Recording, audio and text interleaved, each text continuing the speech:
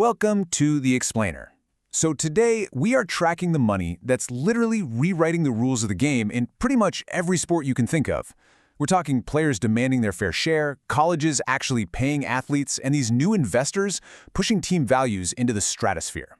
The old playbook? Yeah, it's pretty much been thrown out the window. So here's our game plan. First, we'll dive into the WNBA, where players are in a massive fight over their value. Then, we're going to tackle the absolute revolution happening in college sports, which has basically ended amateurism forever. And finally, we'll look at the big money from new kinds of investors that's changing who owns professional teams.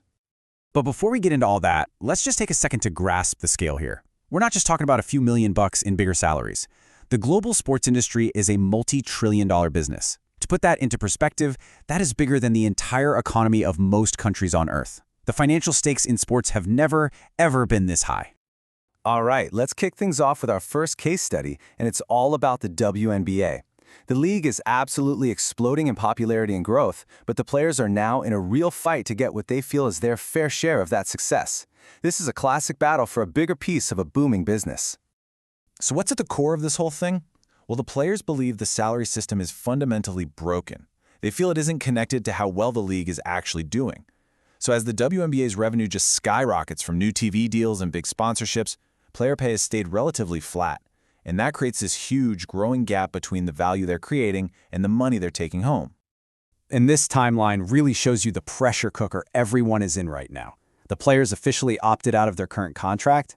That's called the Collective Bargaining Agreement, or CBA, which basically sets all the rules for pay.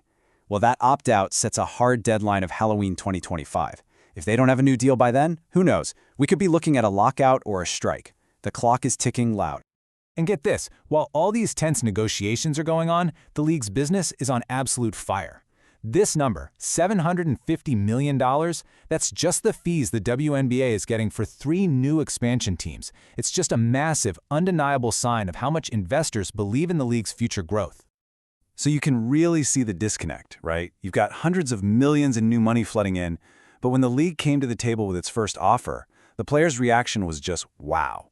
One of their lead negotiators, Satu Sabali, called it a slap in the face. That tells you just how far apart these two sides are right now. And this has really become the rallying cry for the players. You know, as they go through these incredibly high-stakes talks, with the league growing faster than ever, their message is simple, but it's powerful. Know your value in this business and be ready to fight for it. Okay, now let's jump over to our second story. Because if the WNBA is a fight over value, what's happening in college sports is a full-blown revolution. We are literally watching the death of the idea of amateurism and the messy, chaotic birth of a completely new business model. For like 100 years, college sports had one simple and, let's be honest, a lot of people would say unfair rule. Athletes don't get paid, period. Well, that whole era is over. It's done. Now we're in a brand new world where universities have a direct business relationship with their athletes, and they are sharing revenue with them. And to give you a sense of what that actually means, just look at this number, $4.8 million. That's how much one single school, UCLA, paid out to its student athletes in revenue sharing in just 1 month, August of 2025. Almost $5 million. One school, 1 month. And if you zoom out from that, this was the grand total distributed across all of college sports in just 3 months, from June to August.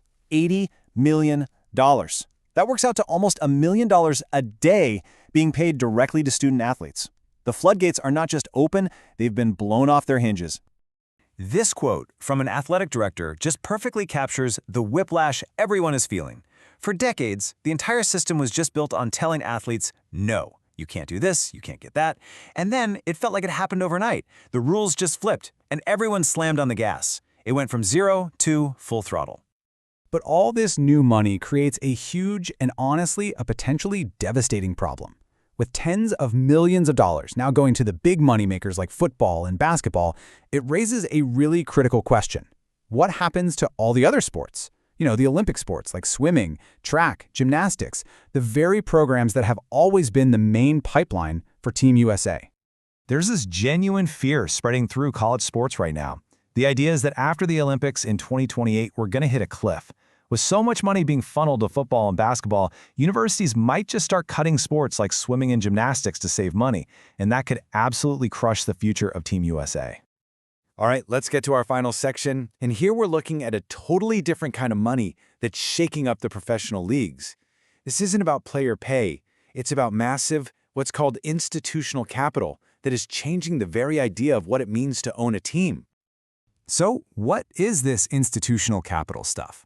Well, the easiest way to think about it is as a new type of team owner. Instead of just one super rich person, now we're seeing huge investment firms, think private equity groups and sovereign wealth funds, buying pieces of teams. They look at a sports franchise and see a unique, super valuable, and safe place to park their money.